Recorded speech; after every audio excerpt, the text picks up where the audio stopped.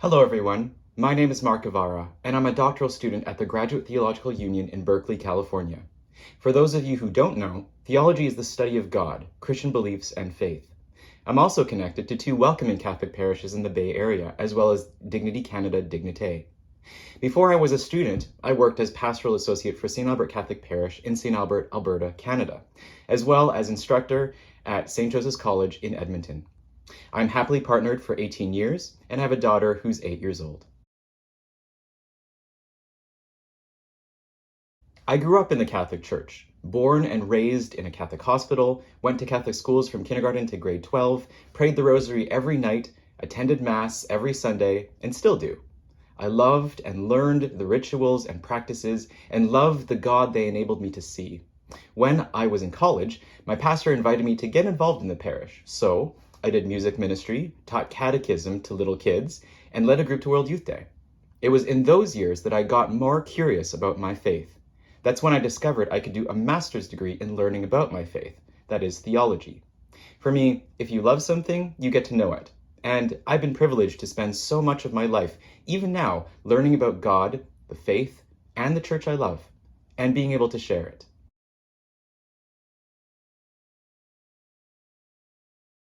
At last count, there are 1.1 billion Catholics around the world, and perhaps with that, 1.1 billion perspectives on LGBTQ+. That being said, we receive as Catholics an official perspective on LGBTQ+, and you can read that in the Catechism of the Catholic Church. For those of you who don't know, the Catechism of the Catholic Church is a book that summarizes the core Catholic beliefs. It should be noted that the Catechism says nothing about bisexuals, trans, queer, non-binary, two-spirit, asexual, pansexual, intersex, and others. It doesn't even use the terms lesbian or gay. Instead, in paragraphs 2357 and 2358, the preferred term is homosexual persons.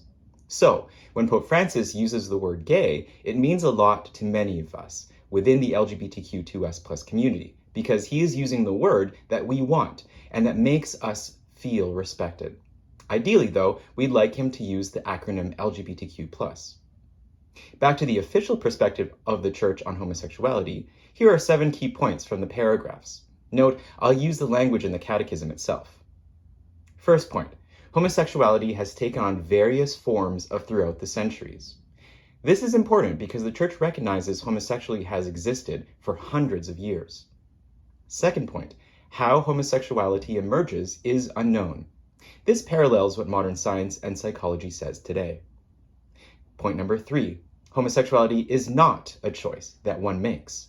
This is important because there are many, many people that believe that one's sexual orientation is chosen or a lifestyle choice. Point 4, homosexual acts are intrinsically disordered and contrary to natural law.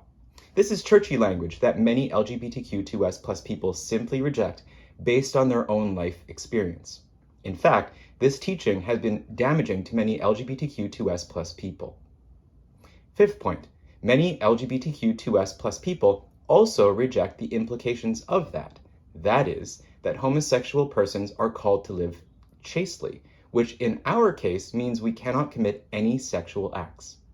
There are some Catholics who try to follow this, but the vast majority of LGBTQ2S+ Catholics simply can't. Sixth point, homosexual persons must be accepted with respect, compassion, and sensitivity. And finally, every sign of unjust discrimination towards homosexual persons should be avoided. I want to emphasize these last 2 points. In fact, I want to raise Father James Martin's book that emphasizes these points. The book is titled Building a Bridge: How the Catholic Church and the LGBTQ community can enter into a relationship of respect, compassion, and sensitivity. I highly recommend it. And the book offers a contemporary take on how Catholics should relate to the LGBTQ2S+ community.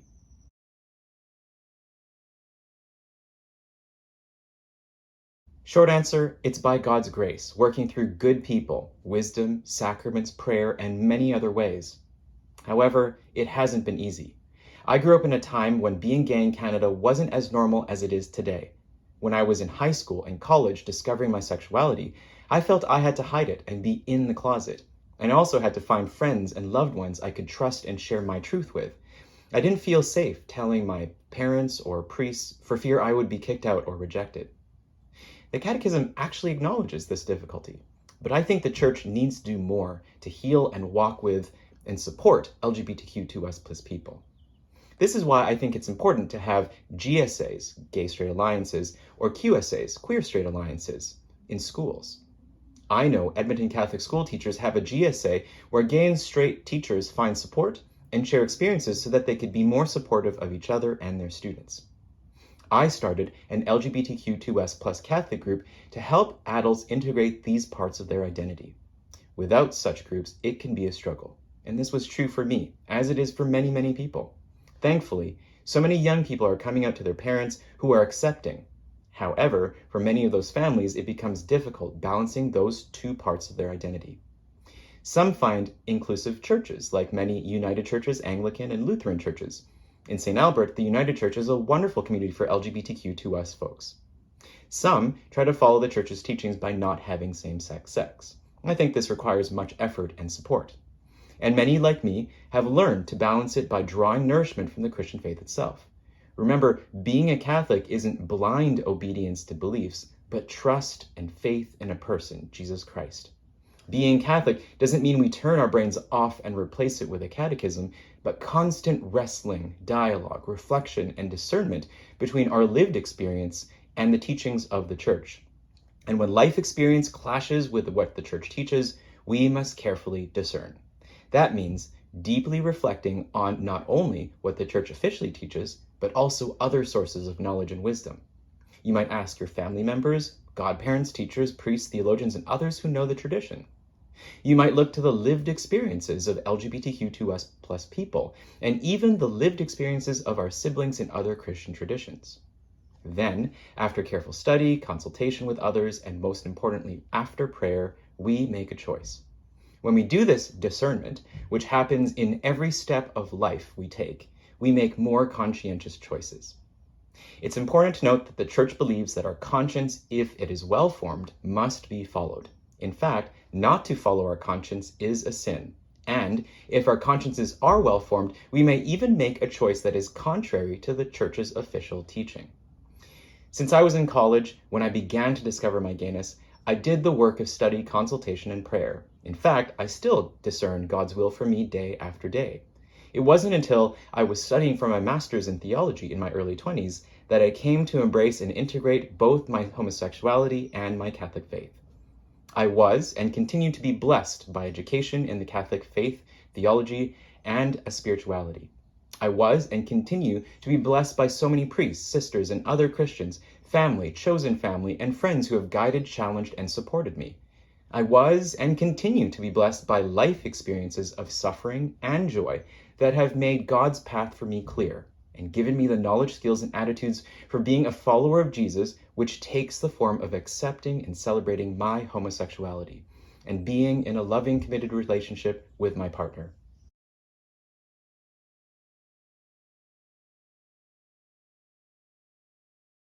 I currently live in Berkeley, California, which is just across the bay from San Francisco, where in 1978, the rainbow flag was first flown by LGBTQ+ people. In fact, if you walk down Market Street, you'll see a huge rainbow flag at the end of the street. I've been in San Francisco many times in the past week, and there have been rainbows everywhere. I know around the world there are rainbow flags being flown. Over the years, there have been many new flags created by members of the LGBTQ2S+ community to help them feel seen and heard. I encourage you to take this Pride Month to explore them. I want to bring attention to the Progress flag. This was created in 2018 to emphasize the needs of the most vulnerable people in the LGBTQ2S+ community, namely trans people and queer people of color. Back in my house in Edmonton, that's the flag I fly in front of my house. For me, it's a sign of hope, joy, and an affirmation of the diversity of human sexual identity, orientation, and expression. I proudly wear rainbow things to constantly remind me of the work that still needs to be done for LGBTQ2S+ people around the world to experience the freedom to live and love their unique sexual identities. We must remember that in 70+ countries, LGBTQ+ people could be arrested, put in prison, and in some countries physically abused and put to death. I celebrate Pride out of a feeling of solidarity with my LGBTQ2S+ siblings in those countries and all those who don't feel safe to accept and celebrate their own sexual identity and orientation. even in our own country.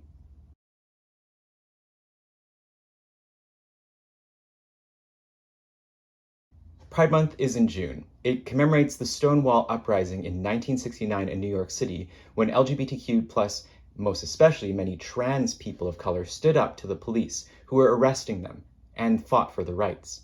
The Stonewall Uprising sparked other LGBTQ+ communities around the world to also fight for their rights. From a non-religious perspective, it is important to celebrate because for centuries, LGBTQ+ people from around the world have been persecuted and now have rights. And as I mentioned, there are many LGBTQ+ people in 70 countries that continue to be persecuted and even be put to death. Did you know that the Canadian embassies march in some countries' pride parades to show Canada's support for LGBTQ+ people?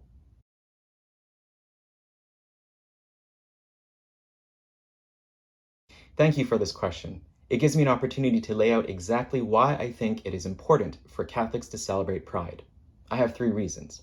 First, Jesus tells us that the greatest commandment is to love God and to love neighbor as you love yourself. We show love to LGBTQ2S+ people by accepting their sexual identity, orientation, and expression.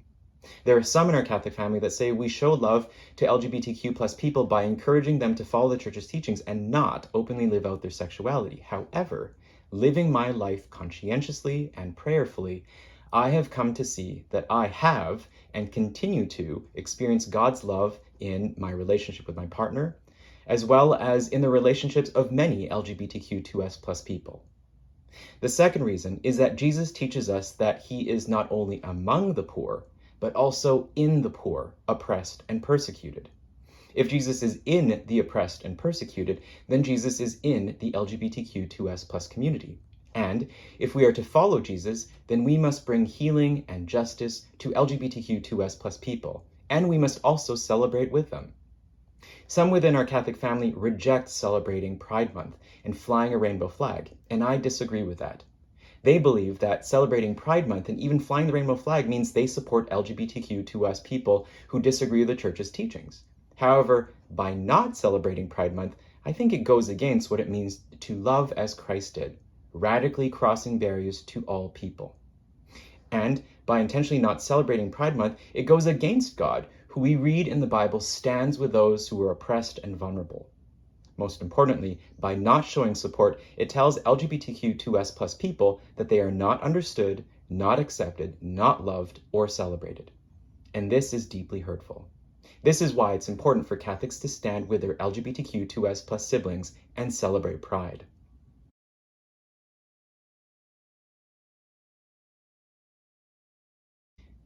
The Church teaches that we must prefer the voices of the poor and oppressed. For me, the voices of trans people and Indigenous people in Canada are most important.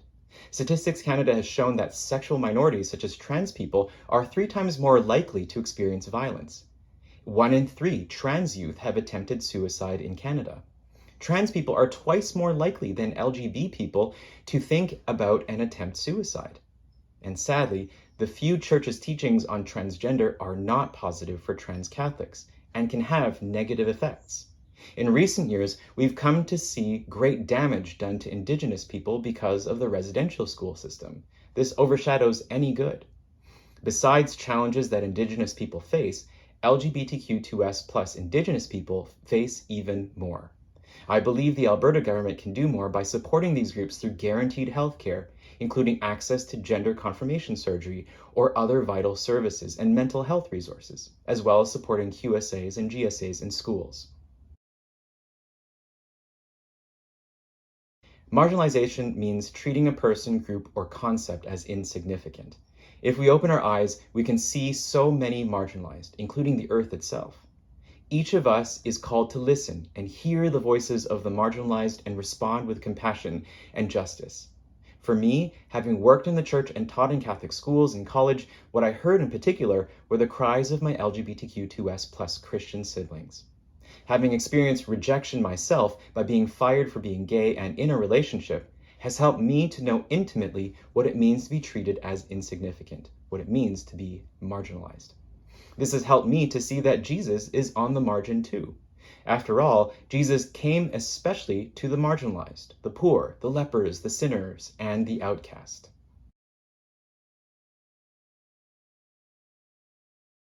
I don't believe it's rude to ask someone their pronouns. In fact, it shows deep respect for them. Father James Martin is an American priest and friend of mine who is an ally for LGBTQ2S plus Catholics. He has written a book called Building a Bridge in which he talks about how referring to someone as they want to is a Christian thing to do, since it shows respect, compassion, and sensitivity.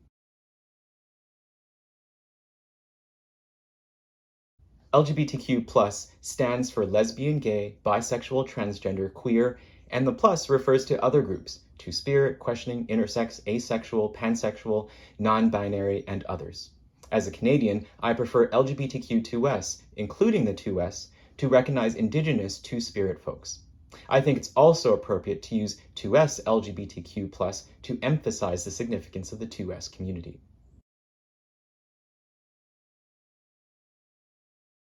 Yes, as I'd already mentioned, I was fired as a church worker at Sandbar Catholic Parish for being gay and in a relationship. From a legal perspective, the church believed I broke my contract for not living by the church's teachings, and so fired me. I had the option of legal action to argue that my firing was illegal.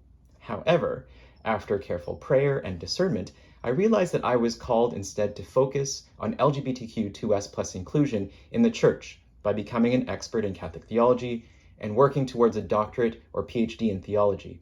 This would enable me to see the bigger picture from the margins and enable me to speak using the language of the church with and for LGBTQ2S plus Catholics who find themselves in the margins of the church.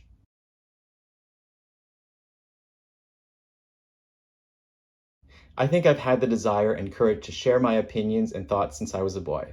I'd often pretend to be a teacher or a priest. Plenty of people in my extended family are educators or work in healthcare, and so it was natural for me to share my opinions and thoughts. As I grew up and went to school to develop my knowledge and skills, I also gained confidence in doing what I love, that is, learning, caring for others, teaching, and sharing my faith. But underlying all of this is the Holy Spirit, active through the sacraments, in my baptism, confirmation, every time I attended Mass, in my prayer life. It was the Holy Spirit in the faith and the example of loved ones, priests, teachers, and others who inspired and encouraged me today. Today, I particularly find courage from my partner and daughter, those on the margins crying for justice, loved ones, heroes in the church and outside of the church who work for justice, and former students of mine and parishioners I served. In them, and the Holy Spirit active in them, I find the courage to speak and share my life experiences, faith, and thoughts. To get it a good response, I did some research on good old Google to look for ways non-LGBTQ2S plus folks can be supporters and effective allies. I like the list from the University College of London. First, be open to listen, learn, and educate yourself. More listening, less speaking. Second, check your privilege. Most of us, including those within the LGBTQ plus community, have some type of privilege, whether it's racial, class, education, being cisgendered, able-bodied, or straight.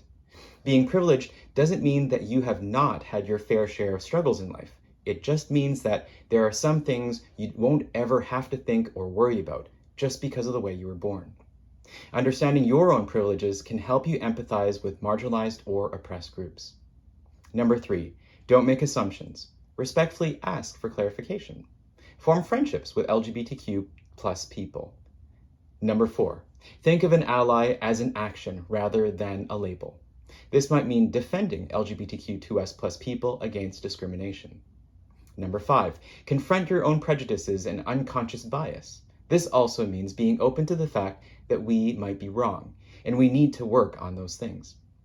Number 6, know that language matters. This is based on respect. And number 7, know that you will mess up sometimes. Breathe, apologize, and ask for guidance. The change I want is something I hope to contribute to in my study, advocacy, activism, and service. That is, for the church to authentically listen with our minds and hearts, and effectively and lovingly respond. Having studied church history, I know we've come a long way in this, but I believe, and Pope Francis believes, we can do better. I long for a church where every individual accepts and loves themselves and the God within them. Only with this love of self can we love others by listening and responding with respect, compassion, and sensitivity. We must especially listen to the poor, the oppressed, the vulnerable, and the earth.